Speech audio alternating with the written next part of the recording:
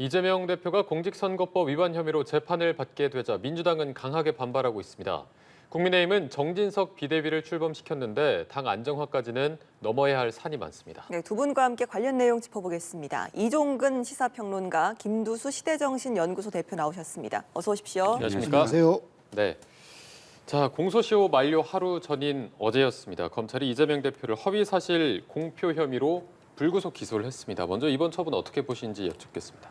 일단 공소시효가 며칠 남지 않았기 때문에 정치적인 어떤 후폭풍을 예견하더라도 검찰은 강행할 수밖에 없었던 것 같습니다. 내용을 들여다보면 김문기 처장을 알았느냐 몰랐느냐라는 문제 또는 백현동과 관련해서 국토부가 협박에 가까운 그런 공문을 보냈느냐 안 보냈느냐 이것을 두고 국민 여러분께서 혹시나 아니 한 사람을 두고 알았느냐 몰랐느냐가 왜 그게 죄가 되느냐라고 생각하실 수도 있겠는데 안을 좀 들여다보면 내용이 좀 다릅니다. 예를 들어서 김문기 처장 같은 경우는 지금 그 대장동 개발 의혹과 관련해서 이재명 당시 시장이 공무원들이 초과이익 환수를 해야 된다. 즉 이 대장동과 관련해서 막대한 이익이 나오는데 그것을 환수하지 않으면 개발 시행자들한테 너무나 큰 돈을 다 넘겨주게 된다라는 조항을 넣자고 보고를 했는데도 불구하고 그것을 삭제하는 과정을 겪거든요. 근데 바로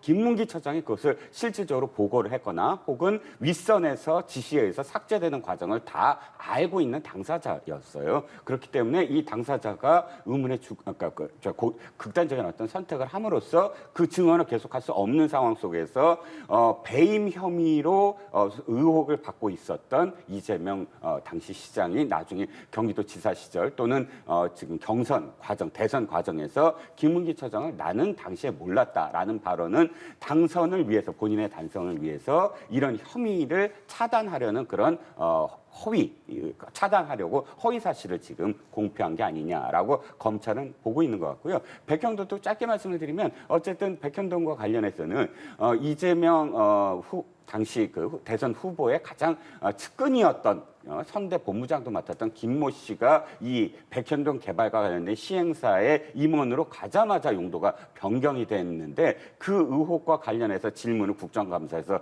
받자 이렇게 대답을 한 겁니다. 아니에요. 그거는 국토부가 우리에게 공문을 보내서 협박에 가까운 것, 이걸 안 하면 직무유기가 된다라는 협박에 가까운 그런 공문을 보냈기 때문에 어쩔 수 없이 했다라는 발언을 대답을 했습니다. 이것 역시 그러니까 백현도 개발과 관련된 의혹, 자신과 연관이 되는 의혹을 차단하기 위해서 그 차단함으로써 당선을 스스로 하려고 하는 목적으로 허위사실을 공표했다. 이 두 가지 그런 허위사실 공표 혐의로 검찰은 지금 기소에 이르렀던 것 같습니다. 네, 지금 검찰은 이재명 대표가 변호사 시절부터 김문기 전 처장을 알고 있었다 이렇게 판단을 한 거죠. 그 근거가 어디 있겠습니까?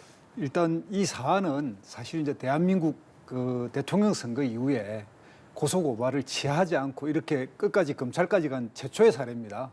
지금까지는 이렇게 선거 끝나면 승자의 어떤 아랑이든 배려든 또 여야의 정치 그 관계가 계속돼야 되기 때문에 다 고소고발처 취하하고 그런 신호를 또 이렇게 이 사법당국에 줘서 이렇게 하는데 이번의 경우에는 예를 들면 이제 백현동 같은 경우에는 그 지역이 신도시, 성남이 신도시 아닙니까? 신도시의 대표적인 그때 당시 오명이 뭐냐면 생산적 거점이 없는 배드타운 이런 거기 때문에 성남시는 가능한 기업을 유치하려고 그랬고 국토부는 가능한 주택을 지으려고 그랬고 그러니까 이 성남시의 그때 당시 공기업이 5개가 이전하는 곳인데 이것에 대해서 성남시는 가능한 기업 유치를 통해서 그러니까 그 생산 시설이 있으면 그 지역과 그 주거가 같이 해결되니까 이제 그런 입장이었거든요. 이제 그런 것 때문에 국토부와 20여 차례 이제 이 공문을 주고받는 과정에서 이런 것에 의무적인 게 있나 없나를 확인하는 거였고요. 그런 과정에서 성남시 공무원들은 국토부에 강한 압박을 느낀 거죠. 그래서 최종적으로는 그것이 없다는 걸 확인했는데 이것 역시 뭐냐면 이재명 지사가 당시 이제 대통령 후보로서 토론에 나와서 토론 과정에서 허위 사실을 했으면 모르겠습니다만은 국회의원들이 국정감사장에서 물었고 국정감사장에서 응답한 답을 가지고 지금에 와서 이걸 허위사실 유포라고 이야기하는 거는 말이 안 돼요. 국정감사에서 예를 들면 이것 자체의 어떤 정언 위반이라면 거기에 대해서 그때 당시 고발을 했어야지 국정감사장에서 했던 이야기를 지금 하는 이재명 그 지사 같은 경우는 경기도지사 시절에 그 선거 과정에서 했던 발언이 또 무죄가 나왔습니다. 선거 과정에서 토론을 하다 보면 즉석에서 하다 보면 조금 허위 사실을 인지하지 못하고 한 이야기가 본인도 모르게 이야기할 수도 있지 않습니까? 그게 고발됐다가 결국은 무죄를 받았는데 이거는 국정감사장이거든요. 또 하나 뭐냐면 김문기 씨와 관련한 거는 사람의 인지의 문제입니다. 그 당시 성남시의 공무원이 4천여 명이고 또 산하단체의 팀장이었단 말이에요. 그러니까 같이 뭐 예를 들면 잠깐 만날 수도 있고 그러지만 그 사람에 대한 인지 여부는 사법적 재단이 될 수 없습니다. 이제 그런 부분을 고려하지 않고 검찰은 정치권이 계속 여야 압박을 하고 막 이렇게 그 강대강의 대결을 하니까 그런 이게 뭔가 이게 상생 타협하는 그래서 뭔가 협치하는 분위기가 아니니까 검찰도 따라서 이것을 정치로 끌고 가서 결국은 사법 사정으로 정치를 덮어버리는 가장 불행한 일이라고 저는 생각합니다. 조금 전에 선거가 끝나고 최초로 고소고발을 취하지 않고 끝까지 간 케이스라고 하셨는데 네. 이유가 좀 따로 있을까요? 그러니까 지금 보면 이제 윤석열 대통령도 검찰 출신이고요.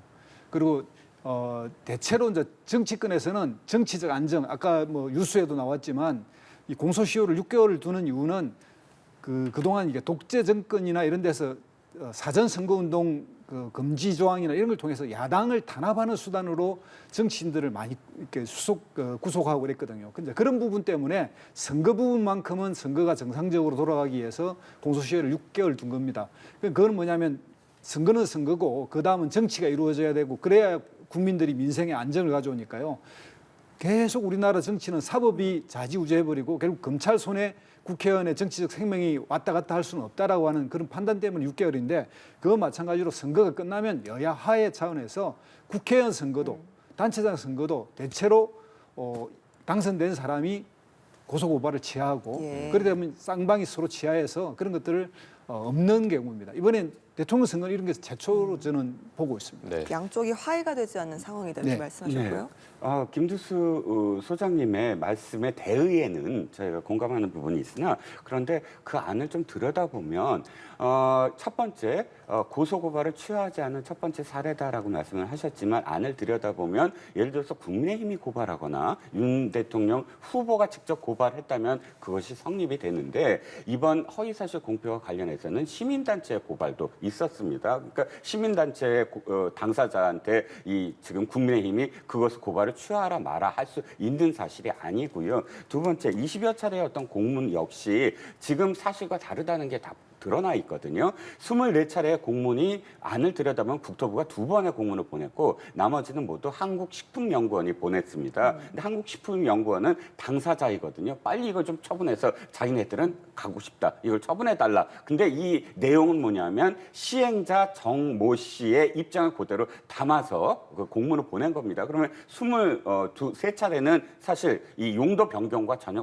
무관하고요. 2차례의 그 공문 역시 국토부의 공문을 받았던 당시 그 성남시 이 담당 공무원이 어떻게 증언을 했냐면 그 2차례의 공문을 받고서 국토부에 11월 달에 2014년 11월 달에 물어봤다는 겁니다. 이것이 과연 우리가 꼭 의무사항이냐. 그리고 공공기관 이전에 관한 특례법 상에서 우리가 꼭 의무상으로 지켜야 되는 것이냐라고 11월 달에 물어보고 국토부가 공문으로 회신을 했습니다. 그렇지 않다. 단지 협조를 구하는 것이다. 그건 성남시가 알아서 해야 된다라고 공문을 받았고 그 2개의 공문을 갖고 그해 12월 달에 이 공무원이 이재명 시장한테 올라가서 직접 보고를 했다라고 증언을 했습니다. 그렇다면 이재명 시장은 당연히 인지를 하고 있는 거예요. 국토부가 이게 협조를 한 것이지 이걸 협박을 하거나 직무유기라고 직자도 안 꺼낸 사실에 대해서 이미 다 알고 있어야 되는데 왜냐하면 공문이라는 기록도 있고 검찰이 이미 확보한 것도 있고요. 그런데 그것에 대해서 더군다나 국정감사에서 토론이란 건 그때 당시에 대법원에서 왜 그랬냐면 이게 친형의 강제 입원은 사실이 아닌 건 맞다. 그 발언은 하지만 토론이라는 것은 넓게 봐서 상대 후보가 공격하는 것에 대해서 내가 다소 과장이 있더라도 그것을 받아들여야 된다. 그러니까 어느 정도는 인정해야 된다라는 것이고 그런 토론과 다르게 국정감사는 국무원들 앞에서 그러니까 국회의원들 앞에서 공무원이 공공기관의 장이 사실을 이야기해야 된다라는 겁니다. 근데 사실과 다른 걸 인지하고 있었음에도 불구하고 허위 사실을 한 이유가 뭐냐? 당시에 후보였기 때문에 경선 후보였기 때문에 당선을 목적으로 했다라는 그 인과관계가 뚜렷하다라고 저는 생각을 하거든요. 네.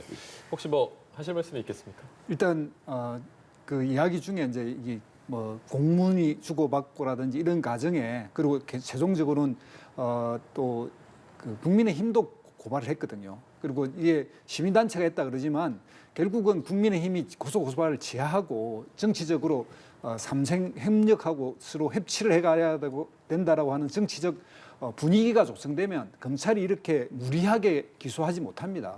그런데 이걸 계속 당대표라든지 국민의힘 당대표 권한대행, 직무대행이나 이런 사람들이 계속 이재명 지금 당대표를 범죄자로 하면서 강한 성명을 내고 그런 입장을 계속 표명하고 있기 때문에 검찰이 결국 이런 데 손을 대게 되는 거죠. 그래서 정치는 정치로 풀어야지 이것을 사법기관으로 가져가서 풀면 결국 괴로운 거는 국민이고 우리 국민 전체가 힘들어집니다. 네, 무리한 좀 기소다라고 의견을 내주셨습니다. 만약에 그 이재명 대표가 100만 원 이상의 벌금형을 받게 되면 민주당 입장에서도 대선 선거 비용, 보전 비용 434억 원을 토해내야 하는데 뭐 민주당 당사를 팔아도 안 된다라는 얘기가 나오고 있습니다. 그만큼 만약에 그런 결과가 나오면 벼랑 끝에 몰릴 가능성도 있지 않을까요? 그렇습니다. 그러니까 우리가 5공화국 당시 신군부가 들었을 때 군인들이 정치를 많이 했거든요. 그러면 정치는 사실 스포츠와 같이 한 경기 끝나고 지고 이기고 다음 경기 또 있고 또 있고 이런데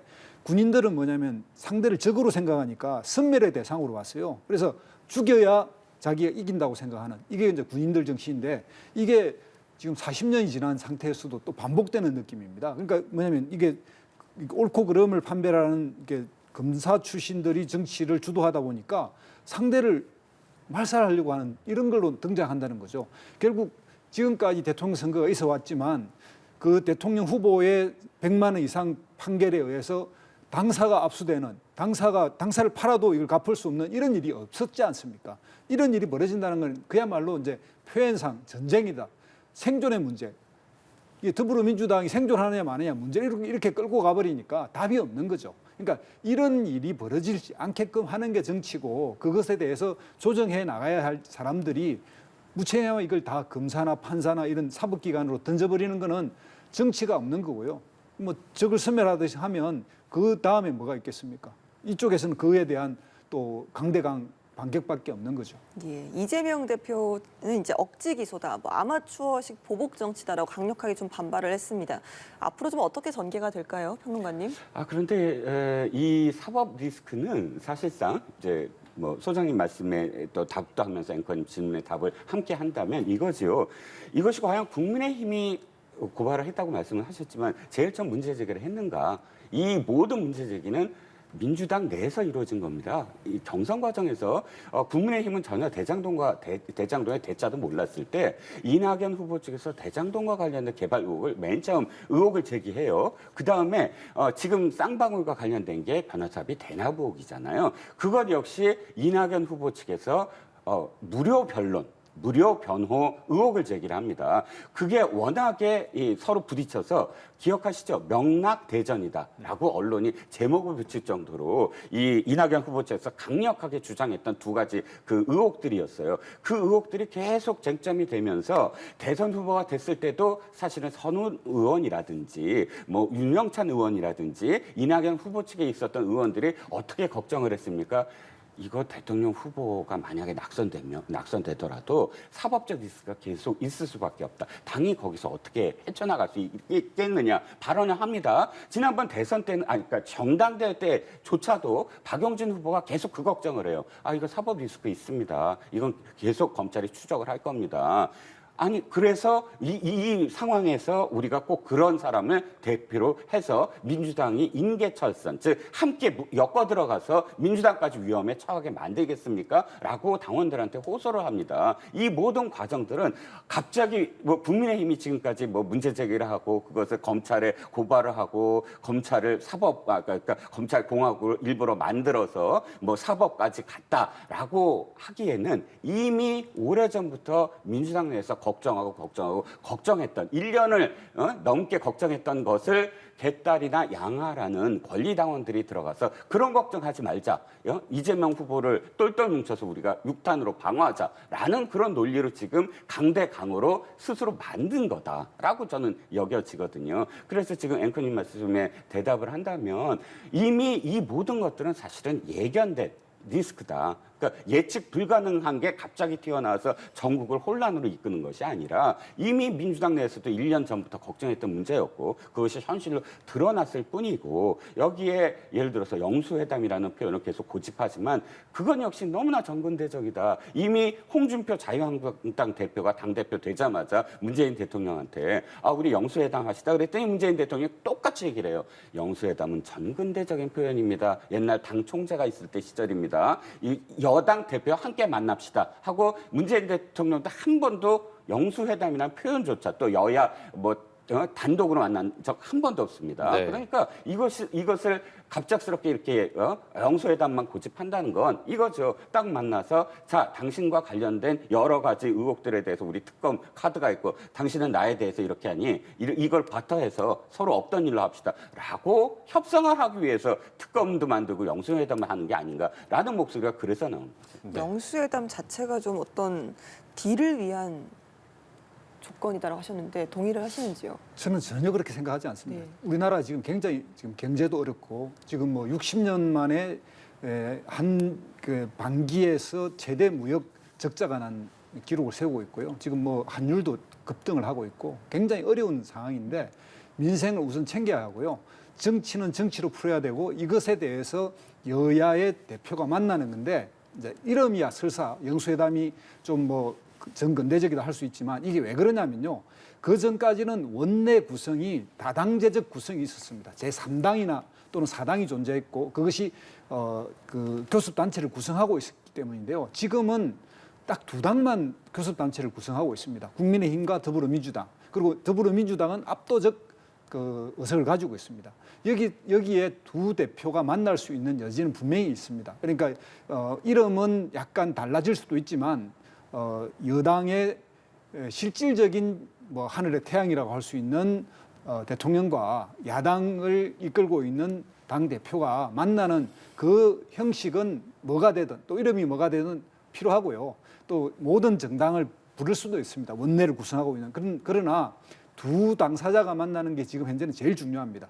지금 이제 국회에서 예산안도 통과해야 되고 국정감사도 있고 지금 당장 어려운 민생과 경제 그리고 뭐 이런 재난 상황이기도 하고요. 이런 문제를 풀기 위해서 윤석열 대통령이 이재명 당대표 당선되자마자 이틀 뒤인가 전화해서 만남해서 좋다 만나자 했지 않습니까? 그런데 이게 시간이 가고 있고 이런 추석 때 안 만나면 언제 만나겠습니까? 저는 윤석열 대통령의 현재 지지도나 이런 걸 봐더라도 이런 걸 받아들이는 걸 굉장히 잘했다고 생각합니다. 열려서 이렇게 했는데 이걸 이제 행식만 그러고 지지부는 시간 끌고 이러면 서로 좋을 거 하나도 없습니다. 국민들 입장에서는 사실은 추석 차례상 위에 올라가야 될 거는 대통령과 야당 대표가 만나서 이 문제를 푸는 거였는데 오히려 대통령과 대통령 부인에 대한 특검 여부와 야당은 야당 대표의 부인과 야당 대표에 대한 기소 문제 이렇게 올라가는 게 뭐 국민들이 좋겠습니까? 이제 그런 것들을 개선하자는 뜻입니다. 네, 알겠습니다. 저희가 이제 국민의힘 얘기도 좀 짚어보도록 하겠습니다. 정진석 비대위가 출범을 했고 권성동 원내대표는 이제 공식적으로 사퇴를 선언했습니다. 새 비대위의 앞으로의 향방 좀 어떻게 보십니까? 일단 가장 중요한 건 갖춰온 소가 어떻게 앞으로 전개되느냐가 또 비대위의 운명과 직결되겠죠. 근데 네. 그건 어쨌든 외부에 대한 어떤 외부 환경과 관련된 영향이니까 내적인 요소만 얘기한다면 물론 일부에서 아직도 많은 지금 불만 섞인 그런 비판이 나오고 있습니다. 첫 번째는 왜 정진석 비대위원장이어야 하는가, 그리고 또 의총에서의 절차적 정당성이 잘못됐다 하는 부분이 있고, 또 한 가지는 이준석 대표와 관련돼서 여전히 우리가 이 이준석 대표를 끌어안아야 되지 않느냐라는 목소리, 이렇게 크게 두 줄기의 어떤 비판적인 목소리가 있지만, 그럼에도 불구하고 당내 의원들이 가장 먼저 생각을 해야 될 게 지금 소장님도 계속 강조하는 민생 문제. 이 환율이라든지 금리라든지 혹은 고물가라든지 이런 민생 문제를 도외시해서 계속 당내 분란을 더 지속할 수 없다라는 이유와 어쨌든 그것이 우선이어야 한다는 공감대가 당에서 지금 형성이 되고 있기 때문에 비대위원장이 이때 비대위원을 이제 추석 이후에 임명을 하고 출범을 하기 시작하면 당은 어쨌든 이 일사불란까지는 아니더라도 당내 비판적인 목소리는 일단 죽어들고 이 비대위가 어느 방향으로 갈 것이냐를 지켜볼 상황이기 때문에 그러니까 내적인 어떤 그런 그 불안정은 좀 해소가 되지 않을까 싶습니다. 권성동 원내대표가 사퇴를 하고 또 뭐 장제원 의원까지 포함을 해서 이제 윤핵관이라는 어떤 존재 자체에 대해서는 이제 이선으로 후퇴를 했다, 이렇게 보는 게 맞는 걸까요? 저는 이제 이순 후퇴 현상은 그런데요. 실질적인 내용은 본인들이 걸었던 기술이 그 기술이 재발이 걸려서 자기가 스스로 넘어진. 그러니까 요즘 이제 추석이니까 민속 실험으로 이야기하면 대치기를 당한 그런 겁니다. 그러니까 자기들이 더 이상 이 전국을 끌어갈 수 없는, 물러설 수밖에 없는. 그러니까 첫 단추를 잘못 끼운. 그러니까 원래 지금 현재 윤석열 대통령 당선에는 2030과 60, 70 이상의 세대연합의 공동정부적 성격을 띠고 있는데 한쪽 세대를 쳐버린 거거든요.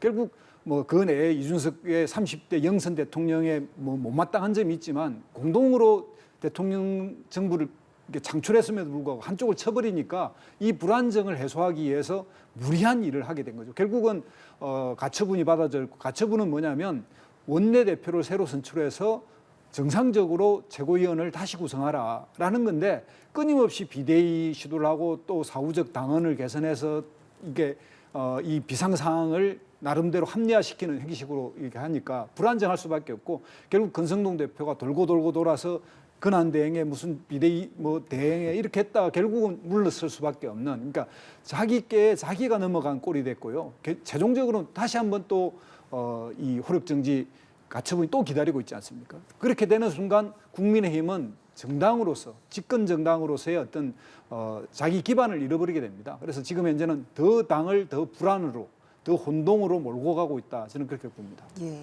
19일에요. 연휴가 끝나고 이제 후임 원내대표 선출을 위한 의원총회를 개최하겠다 예고를 했는데, 이 선출 방식을 추대로 할 것인지, 뭐 경선을 할 것인지, 이 방법을 두고도 말들이 많습니다. 적임자를 좀 어떻게 찾아야 될까요? 저는 방법에 대해서는 뭐 당이 숙고를 해야 되겠지만 지금의 상황이 비상 상황이다라는 거예요.